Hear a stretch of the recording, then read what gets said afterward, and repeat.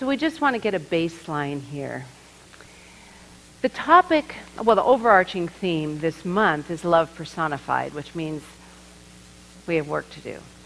But this day's theme is, who do you love? I thought Valentine's Day is a great day to be thinking about, well, who is it that I love? Well, let's establish first and foremost that the only thing that is real, is God's love. It's what we're born from, it's what we are, and what we take with us when we leave. It is infinite, it is eternal, there is no end, it's there for us always. Just breathe on that one. Feels good, it's always there for us. We get to decide how much of that pure love we use. And there's a quote by Meister Eckhart, the beautiful 13th century Catholic mystic. And his quote really helps me when I'm feeling out of love sometimes. Do any of you ever get to that place like, where is it? I'm looking for it, but I can't seem to find it. Well, this helps me adjust so I know where I am, because, you know, it's really all about me. I mean, you and me, all about us. Because in my life, if I can't find God or love, I mean, who's moved, right? It's me. I've gotten off track. So Meister Eckhart says, the soul has two faces. One that looks down at the world, the body, and the five senses. And the other that gazes up at the glory of God. Now, it's not that we do one or the other, it's we do both. For me, it's which one do we do first. If we're looking down at the world, the paradox, the chaos, the drama of this world, and get sucked into it and then look at God to help us, we may be doing it the wrong way. If we look first and get our spiritual practices so in tune that we're looking to be filled with Spirit first and foremost, and that's what we bring to the world, our whole existence will be different for sure. I love another one of Hafez's poems. He says, even after all these years, the sun never says to the earth, you owe me. Think what a love like that could do. It could light the whole world. That's what we strive for. That's what we strive. Now, we're just evolving and growing in the process. But that's the energy that you and I strive for. And I know we come here as a collective consciousness in this spiritual journey to grow in that ability to love unconditionally. It's a process. So today, I really want you to keep that monitor. We're talking about who do you love? And of course, the answer first and foremost, God, because if there's only one and God is all there is, if we love God, it means what? Means we love everybody, and that's where we're going. But it starts out, who do we love? And we have to be really clear on that, because it'll tell us where we are on this journey of evolution. Where are we on this process of learning to be that expression, like the sun, that can give that vibrational energy of goodness. We're really here to bring the best out of each other. But before you and I can do that, we've got to work on ourselves. We really do. We've got to work on ourselves, because we can never give more than we have. Not possible. We can never give more than we have. And do you know what? Our human mind is the only thing that can consciously deprive itself of God's love. Figure that out. The only thing that can consciously say no, deprive itself to the love that's ever flowing. God's love is always there. It's always love. Spirit's love is always there. Unconditional love is always there, flowing. But we can consciously deprive ourselves of it. And Ernest Holmes says, that's a disaster when we deprive ourselves of the love that is always, ever present, there infinitely and eternally. Can you say, I love myself as a living expression of God? I love myself as a living expression of God. Beautiful. You've got the words right. It does. It starts with the words. But now we get to embody it. And, you know, if you haven't noticed yet, relationships are in this world not to feed our comfort zone.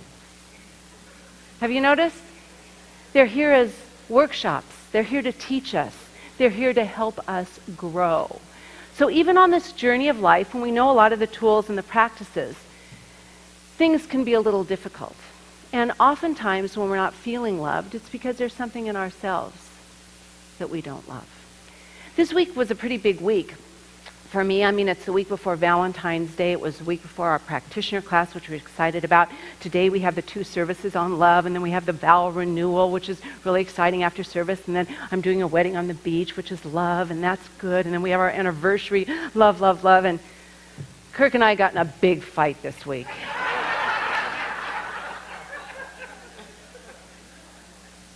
He wasn't there for what I needed. I take responsibility.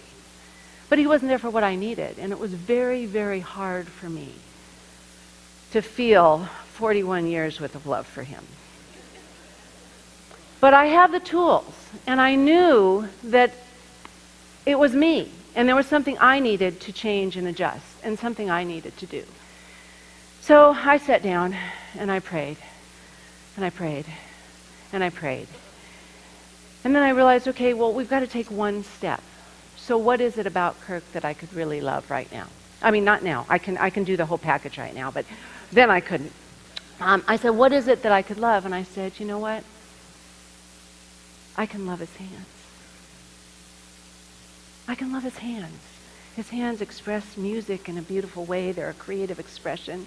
I love holding his hand. I love it's strong and it's warm and it's always there for me. I love that. I love when his hands rub my back, and I love that. And I love when he rubs my skin. It makes me feel good. That's as far as I could go. But you know what? It was a step in the right direction. Because it allowed me to melt a little bit. And I guess the reason I'm sharing that, it's not my proudest moment, but I'm sharing that because all of us are on a journey of awakening. And our buttons get pushed. There are buttons. But they're about learning, well, what can I do to move one step closer to being that sun, to being that energy that is able to love unconditionally? We've got to heal ourselves. We've got to take responsibility. We've got to really look at the habits we have and the discipline we're making. Are we disciplining ourselves enough to step back or look at ourselves when we start reacting in a way that is a little less than loving? So if I say to you, who do you love? And you say, it depends. We've got some work to do, kids. Because this whole thing is tough, and it doesn't mean you have to, loving everybody unconditionally is when you can say, I love you because you're a living expression of God. It doesn't mean you have to live with the person. But it's about loving unconditionally because we're all on this process of infinite sharing and goodness. Khalil Gibran, another glorious poet, said, we choose our joys and sorrows long before we experience them. We choose our joys and sorrows because we decide where are we going to set our mind. Are we going to set our mind gazing at the oneness, at the unconditional love, at the goodness of spirit? Or are we going to gaze down at this world that's here to teach us? It's our workshop. It's going to give us all the things that are hard and difficult for us to practice what we know is right and true.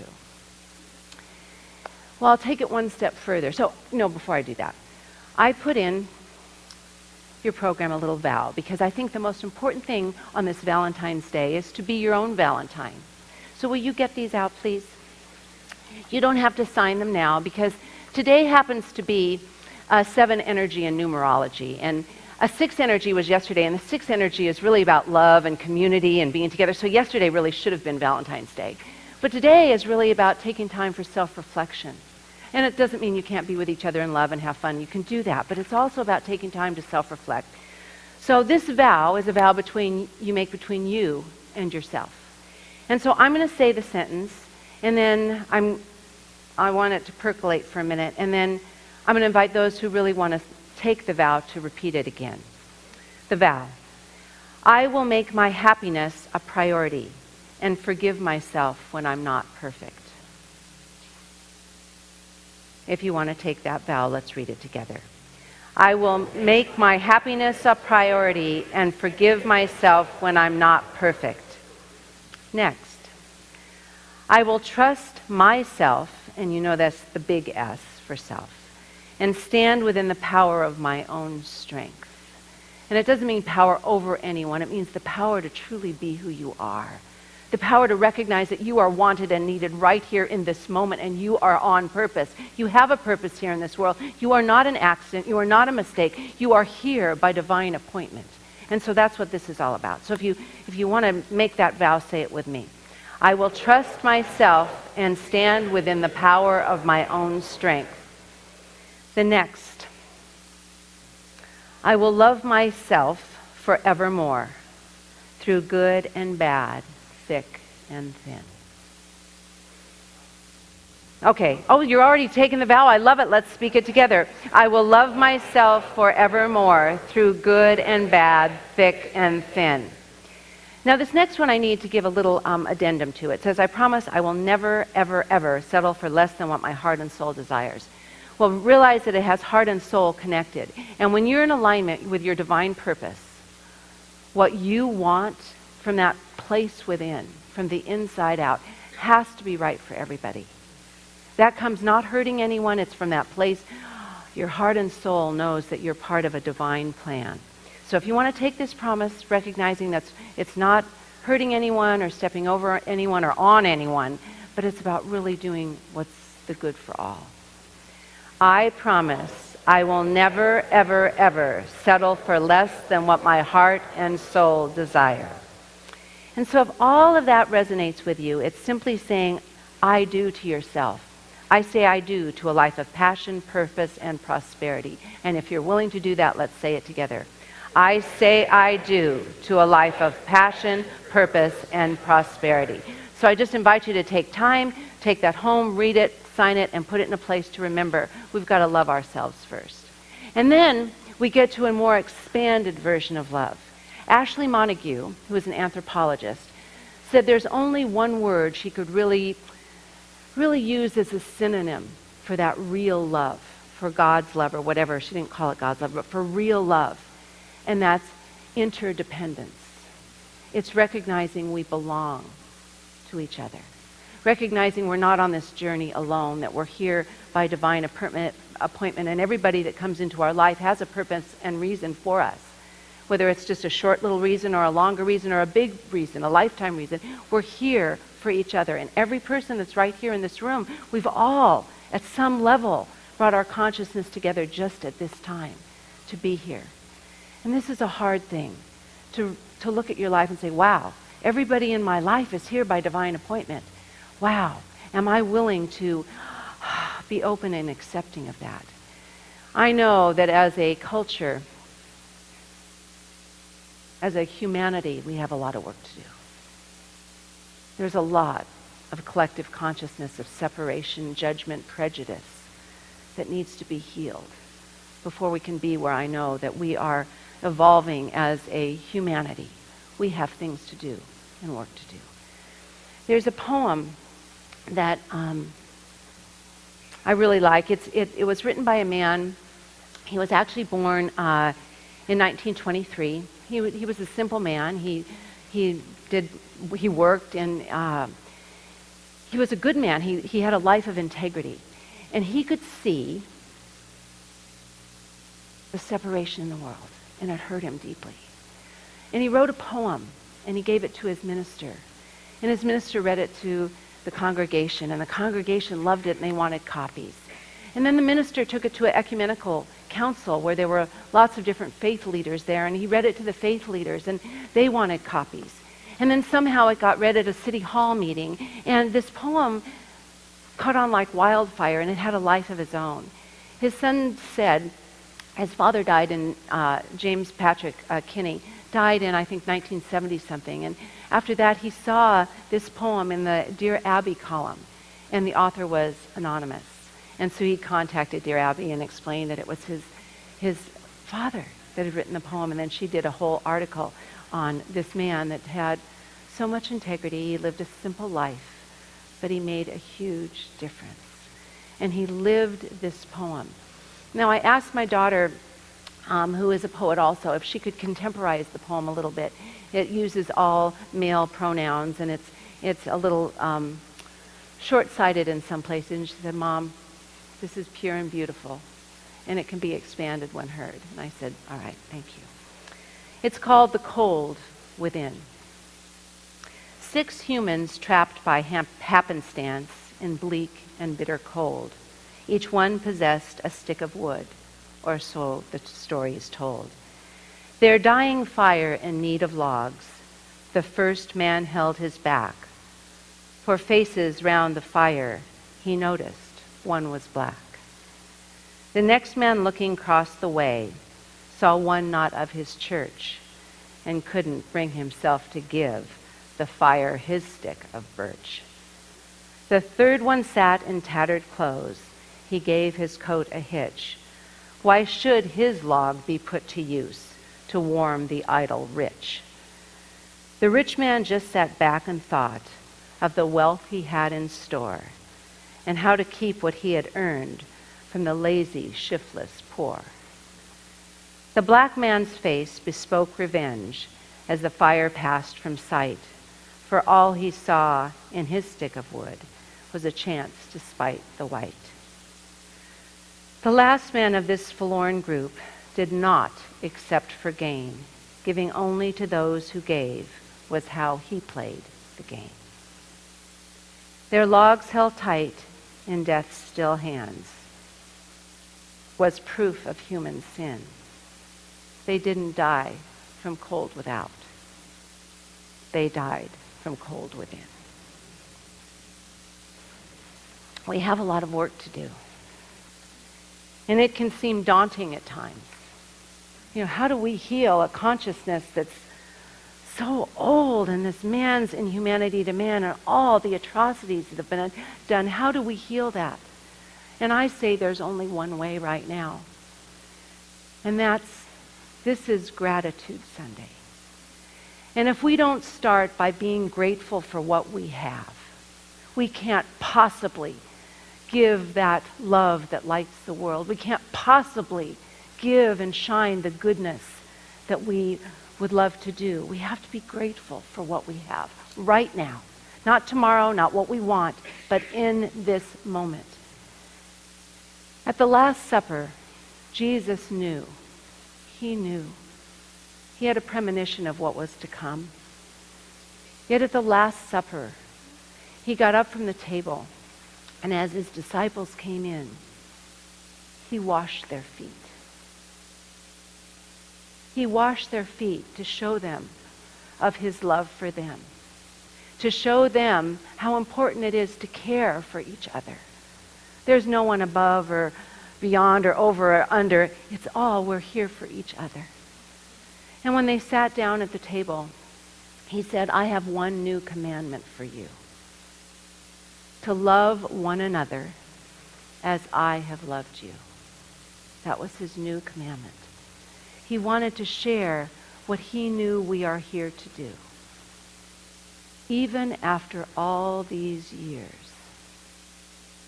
the sun has never said to the earth, you owe me. What a love like that could do. It could light the whole world. And that's what we're here to do. Will you just take this moment? Just unravel yourselves. Be open and available to that ever-flowing love and goodness that's here right now.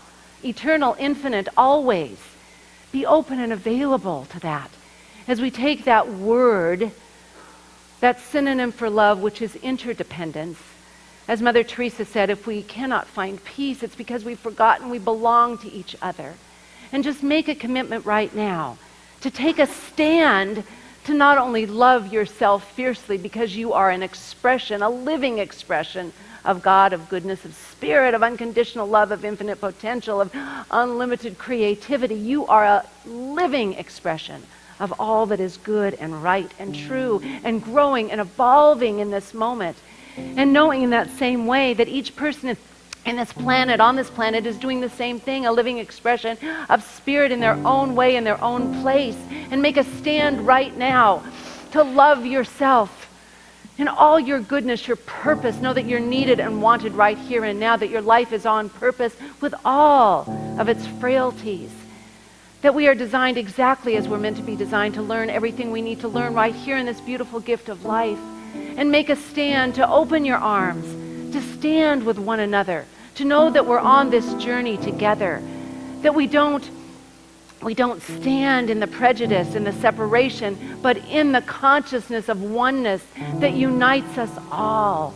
If we truly live the tenets of science of mind, that God is all there is, and each and every one of us is created in that image and likeness of what is good and true and divine and right, that we are one in spirit with each and every unique individual here on this planet. And we have a responsibility to take a stand, to not live an independent life thinking we have to do it all ourselves, but to be here for each other, to extend our hands, to open our hearts.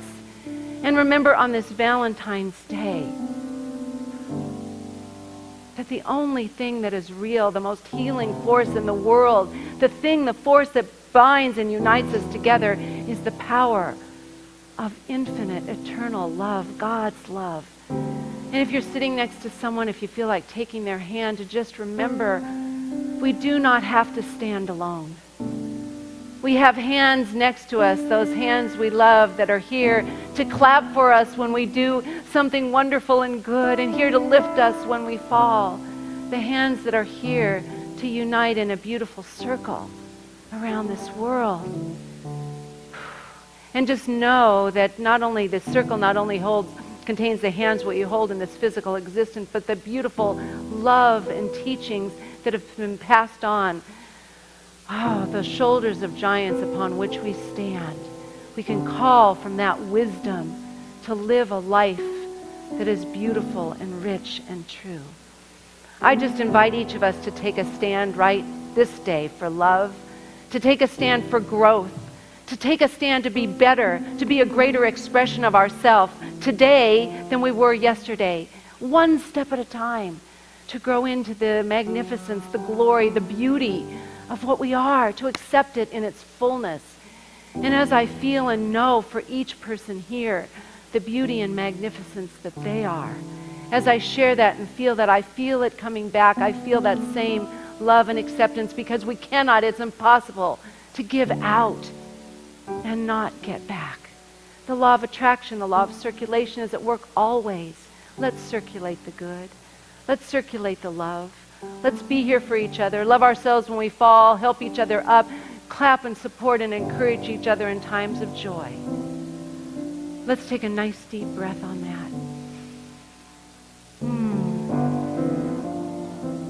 Just knowing that for ourselves right now. Just with that beautiful energy and vibration of the stuff of which we're made, that real love of spirit. Let's just pass that around this room. Whoo! Just pass it around, that vibration. As we know, we uplift, we expand, we transmute, we transcend and amend all that has gone before. And as we do that in consciousness, we take a stand for the better. We take a stand right now. And squeeze that hand, just knowing that hand stands by you and me, that we're in this together. We say, thank you, God. And so it is. And may I just say, thank each and every one of you. I bless you. Happy Valentine's Day. Happy Valentine's Day. Thank you. Thank you. I appreciate you.